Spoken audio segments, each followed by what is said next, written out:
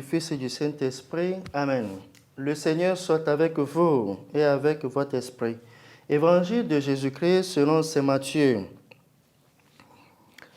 En ce temps-là, Jésus disait à ses disciples, « Si ton frère a commis un péché contre toi, va lui faire des reproches seul à seul.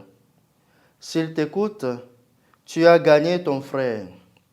S'il ne t'écoute pas, prends en plus avec toi une ou deux personnes afin que toute l'affaire soit réglée sur la parole de 2 ou 3 témoins. S'il refuse de les écouter, dis-le à l'assemblée de l'Église. S'il refuse encore d'écouter l'Église, considère-le comme un païen et un publicain. Amen, je vous le dis. Tout ce que vous aurez lié sur la terre sera lié dans le ciel, et tout ce que vous aurez délié sur la terre sera délié dans le ciel. Et pareillement, Amen, je vous le dis, si 2 d'entre vous sur la terre se mettent d'accord pour demander quoi que ce soit, ils l'obtiendront de mon Père qui est aux cieux. En effet, quand 2 ou 3 sont réunis en mon nom, je suis là au milieu d'eux. Acclamons la parole de Dieu. Louange à toi, Seigneur Jésus. Chers frères et sœurs, nous sommes aujourd'hui au 23e dimanche du temps ordinaire. Et l'évangile de ce jour donne des orientations pratiques par rapport à la vie d'ensemble, la vie en société. Le premier élément sur lequel insiste cet évangile, c'est la correction fraternelle.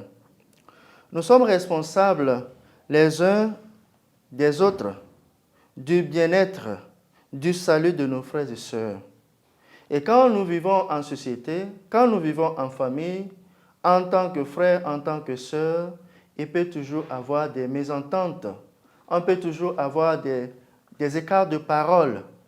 Aujourd'hui, le Seigneur nous enseigne de quelle manière nous pouvons régler nos différends. Mais avant cela, avant de donner les différentes étapes à suivre, il y a un élément qui attire notre attention.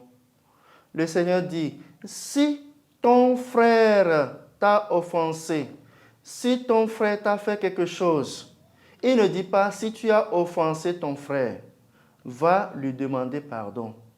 C'est que si nous remarquons que nous avons un différend, si notre relation avec un frère, avec une sœur n'est plus bonne, il est de notre devoir de faire le premier pas en tant que chrétien.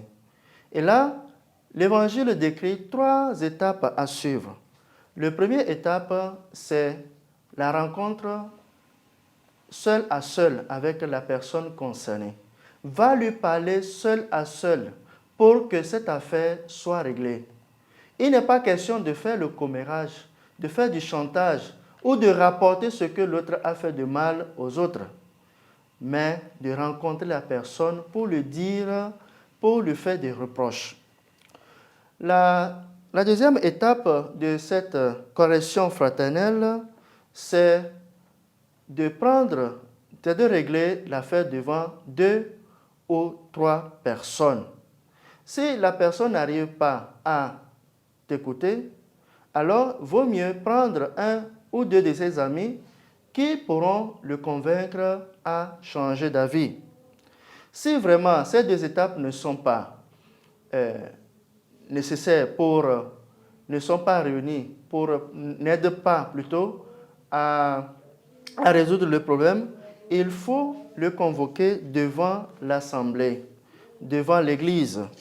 Et s'il arrive à écouter l'Église, tu as sauvé une âme pour Dieu. Dans le cas contraire, Jésus insiste qu'il faut le considérer comme un païen et un publicain. Et ce terme ne veut pas dire que ce dernier va devenir ton ennemi, mais il est toujours ton frère. Il est toujours ton frère, ta sœur, qu'il faut toujours considérer. Le deuxième élément sur lequel insiste cet évangile est l'importance de la prière en groupe et de son efficacité. Là où 2 personnes ou 3 personnes sont réunies en mon nom, et quel que soit ce qu'ils vont demander, le Seigneur dit qu'ils l'obtiendront de son Père. L'efficacité de la prière en groupe. Chers frères et sœurs, j'aimerais vous inviter aujourd'hui à soigner notre rencontre avec Dieu dans nos mouvements, dans nos groupes et associations. Et j'aimerais insister beaucoup plus sur la famille qui est une église domestique. Chers parents, chers enfants, il est temps pour nous, pour ceux qui ont déjà l'habitude de prier ensemble, de continuer parce que l'efficacité de la prière se trouve dans cette pratique. Et ceux qui n'ont pas l'habitude de prier en groupe, de prier en famille, papa, maman et les enfants, le Seigneur nous invite aujourd'hui à retrouver le sens de cette prière en famille. Parce que c'est en cela que se trouve son efficacité. Chers frères et sœurs, que le Seigneur, à travers cette exhortation, nous aide à faire de notre vie un exemple, à être des éléments, à être des modèles de réconciliation pour nos frères et sœurs, et aussi à faire de telle manière que la prière devienne pour nous un besoin et un moment de communiquer avec le Seigneur. Que le Seigneur nous bénisse et nous garde, maintenant et pour les siècles des siècles. Amen.